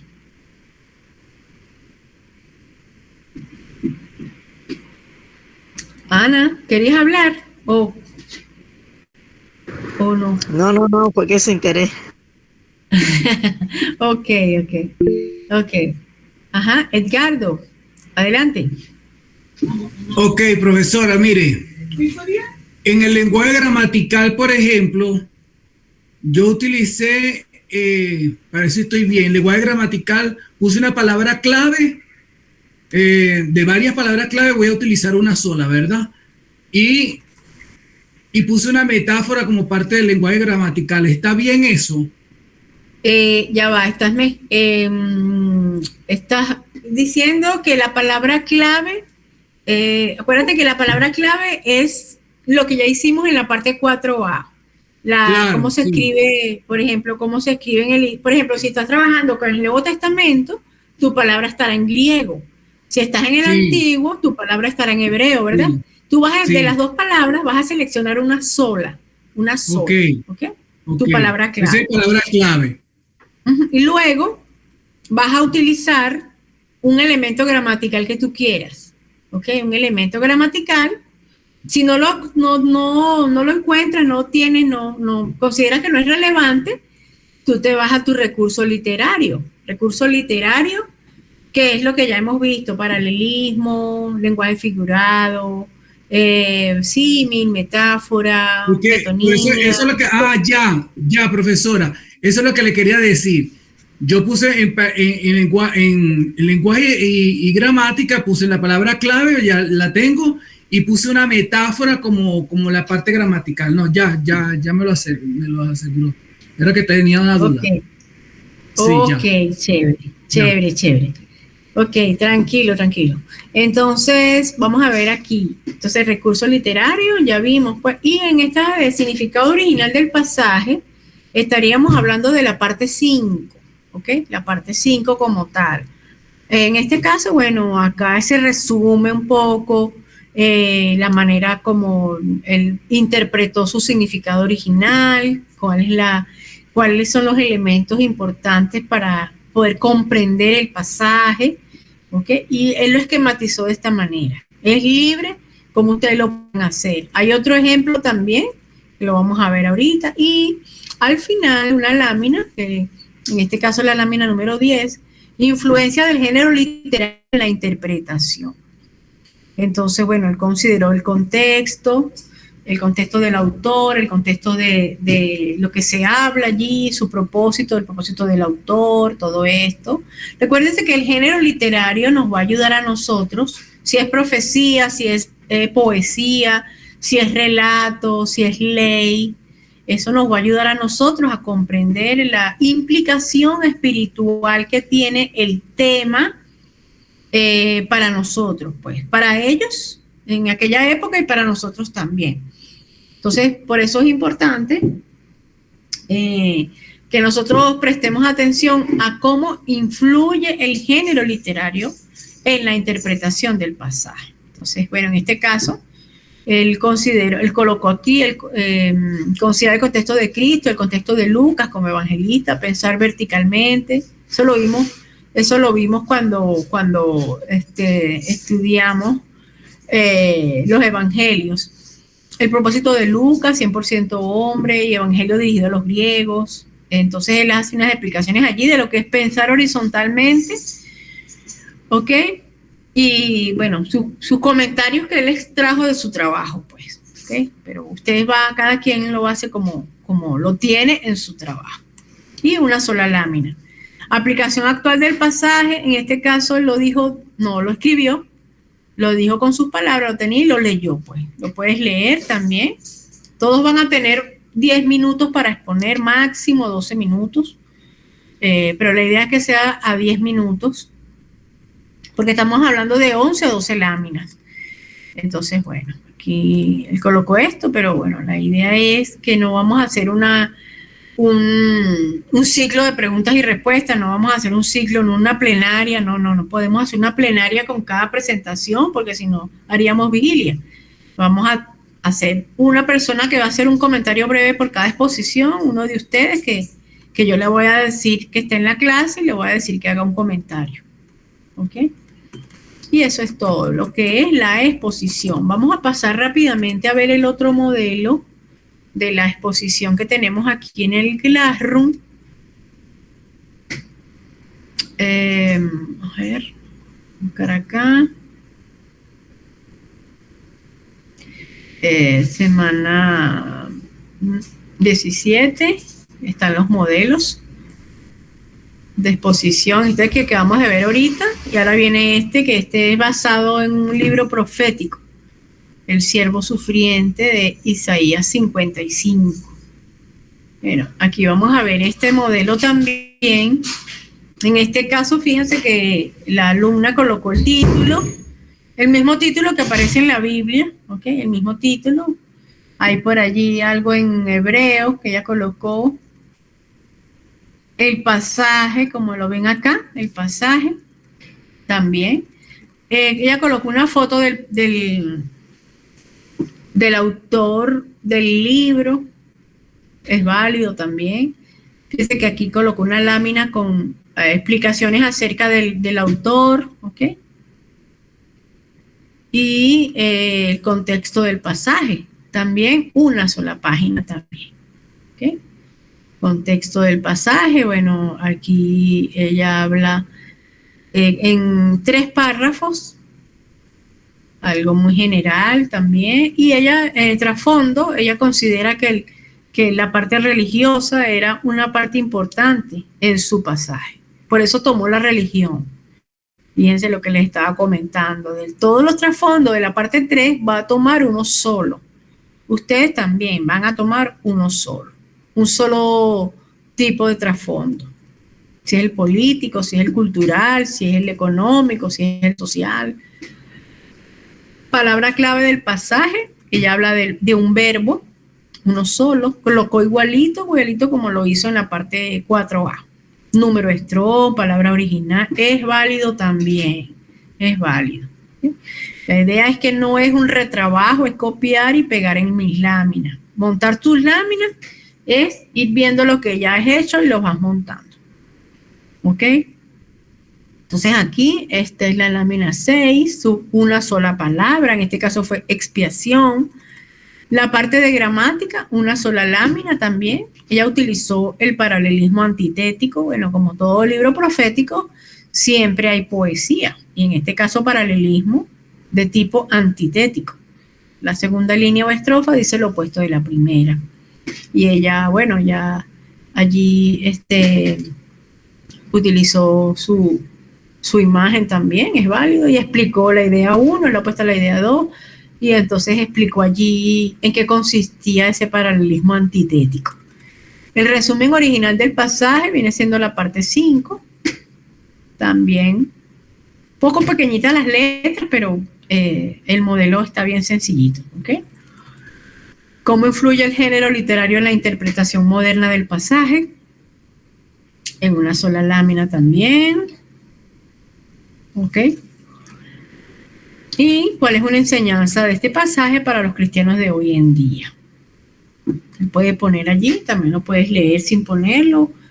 Es válido, pues. Es válido como puedan hacerlo. Y en este caso, esta exposición fue de 10 páginas. Más sencilla, más corta, más concreta. Bueno, en este estilo, pues. ¿Ok? Entonces, estas son 2 referencias que tenemos de modelo, de ejemplo. ¿Ok? Si hay alguna pregunta, duda, comentario acerca de los modelos de exposición, la semana que viene comenzamos las exposiciones. ¿Ok? Espero que sean más de 2 que podamos exponer la semana que viene para avanzar. Y porque son 2 semanas de exposición, la que viene y la otra. Y la última semana, como la semana pasada no pudimos vernos, podemos extender hasta la otra semana, ¿ok? Bueno, pero por supuesto, si ustedes lo necesitan, pues si ustedes pues podemos hablar en el seminario para nosotros extendernos, porque bueno, fueron causas ajenas a nuestra voluntad que perdimos la semana pasada la clase. O no perdimos, suspendimos, para no ser tan drástica. Entonces, bueno, hoy tenemos estos 2 ejemplos de estas 2 presentaciones. Hemos visto el modelo de monografía. Si hay alguna duda, comentario de la presentación del modelo. Esto está en semana 17, ¿ok? Aquí lo voy a poner para que lo puedan ver. En semana 17 están las 2 presentaciones. La de ¿cómo es? Hay otra opción que yo lo coloco aquí. Quien quiera grabarlo en PowerPoint, en su computadora, y ese día solamente lo proyectamos, o el video, es válido también. Y no lo hace en vivo, sino lo hace ya ya lo grabó y lo que vamos es a presentar, a escucharlo. Y la persona que lo hizo también va a disfrutar escuchando su trabajo. Profe, eso lo publica ahorita, ¿verdad? Sí, ahorita mismo lo vamos a publicar. Ahorita mismo lo vamos a publicar para... bueno, yo no voy a poner aquí fecha de entrega de la presentación porque ya hemos hablado cuándo lo vamos a hacer. No creo que sea necesario ¿Qué recomiendo yo? Para nosotros presentar la exposición, es bueno que me la envíen por lo menos 2 días antes. Si vamos a hacerlo el martes, sería bueno que yo lo revisara el domingo o el lunes, por si acaso hay alguna cosita que ajustar, alguna palabrita que de repente no quedó escrita, no quedó completa. Entonces, eso para que la presentación se vea bien, pues. ¿Ok? Entonces, eso es bueno que lo entreguen antes de la presentación al grupo, en la clase, pues. ¿Ok? Bueno, esto que está aquí, que están viendo aquí abajo, fue la explicación de la monografía y la monografía modelo, que ya vimos ahorita. Esta es la semana 17, ¿ok? 17. Semana 17, ¿ok? Entonces, o sea, esto está publicado desde la semana... No, esto fue hoy, esto lo ya tenía yo la semana pasada. Y esto es lo que estamos viendo hoy, publicado, pero yo lo había publicado el 20 de julio.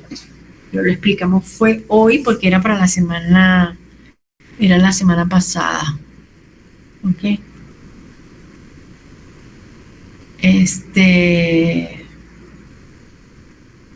¿Qué otra cosita? Bueno, nada, esto es básicamente todo, 8:30 de la noche. Si hay alguna otra cosa, alguna otra cuestión, bueno, voy a tratar de quedarme un rato para publicar lo que se necesite publicar y cualquier cuestión les aviso por el grupo, he estado revisando las cositas que he visto por allí de ustedes, también marcar la asistencia y hay allí algunas cositas que no he visto todavía. Sería bueno que avanzaran para que lo podamos presentar. Entonces, ustedes me avisan quiénes son los que pueden exponer la semana que viene. Algunos ya tienen sus trabajos, las 5 partes listas y eso sería excelente comenzar la semana que viene. Edgardo, ¿tú vas a exponer la semana que viene? Ya va, sí, no, yo creo que sí, pero se me generó una duda ahí. Por último, quiero dilucidarla. Nosotros vamos a hacer nuestra presentación con el PowerPoint en base a los 5 puntos que tenemos nosotros, ¿no? El contexto, todo esto, porque en los ejemplos que usted nos está mostrando aparecen unos puntos ahí y no sé si es que nosotros tenemos que tomar esos también o es solamente ejemplo, porque dice aplicación del contexto en nuestra vida y eso es como ejemplo, ¿no? Claro, eso está en la parte 5, Edgardo, eso está en la parte 5, que es la aplicación del pasaje a nuestra vida. Esa sería ya la parte final. Eso se refiere a la parte 5. Tengo que ver el modelo entonces. Lo que es en la biografía, en la monografía, conclusiones, es la parte 5, que sería aquí en la aplicación, en la exposición correcta. Exacto. ¿Eso está en el modelo, donde está el modelo que tiene las letras rojas o el otro? Que está aquí, bueno. El de la monografía. Ya va. Explicación de la monografía. Esta es la explicación de la monografía y la exposición. Vamos a tomar una lámina por punto. Son 2 cosas diferentes, ¿ok? Una cosa es la monografía, otra cosa es la exposición, ¿ok? Son 2 cosas diferentes. Entonces, explicación de la monografía es esta es la de el modelo de la monografía es el que estamos viendo acá. El modelo como tal. ¿Okay? Que sale sale la portada, ¿okay? Sale la portada, dice modelo, sale la portada luego sale la tabla de contenido o sí, índice, como quieran llamarlo, y ahí se comienza a hacer, bueno, la introducción es lo último que se hace, ya lo dijimos, una sola paginita, y comenzamos a hablar del contexto, luego del autor y género, parte 3, 4, trasfondo histórico-cultural, parte 5, lenguaje y gramática, parte de referencias, es lo último que viene, conclusiones, perdón, y referencias, ¿ok? Y esto que está acá, lo último es esto, ¿ok? La explicación de la exposición, de la presentación, también la tenemos. Entonces, bueno, están los dos modelos también, y bueno, la idea es traer, copiar y pegar en cada lámina y hacerlo lo más sencillo posible, que no estamos mandando a hacer nada nuevo, sino que como hemos venido trabajando con 5 partes, eso es lo que vamos a compartir en el grupo, ¿okay?